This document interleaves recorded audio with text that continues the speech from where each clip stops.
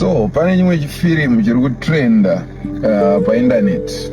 Yeah, hatitaure mazita. Nowadays unoswera wakunetswa acriticize series rangu blah blah blah, this and that. But I'll tell you, kumafesi ese, please don't bother watching. It's something that is written from a woman's perspective to vilify you.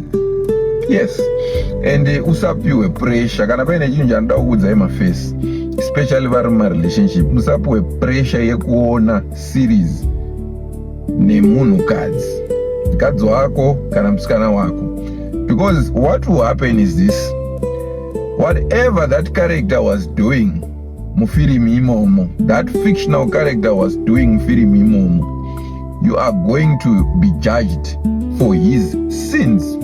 Yes, uchange wakutodefenda, iwewe wakuzvidefenda, iwewe you now become that character yabudachi TV imomo. Yeah, that's how women are. Funny how evil they will judge us for, for the sins of every man. But kana vari evil kukaita, let's say there's a reverse series yekuti iri kuportray a woman in a bad way, ndopa unotanga unonzi inini ndini, iye ndiye. Yeah, but apparently kana kuri kuvarume, iye ndiye isusu futi. Yeah, saka all I can tell you is this: kazhinji kacho kwangoona, especially when it comes to entertainment, zvinhu zvinenge zvichisimbiswa stereki nemabhebhi, just know it's nonsense. Just know it's nonsense. Don't bother watching.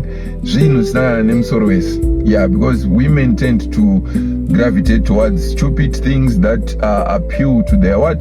To their feelings, to their emotions. Zvinhu zvinoda logic chaizvo. Aiwa havo vawane ikoko.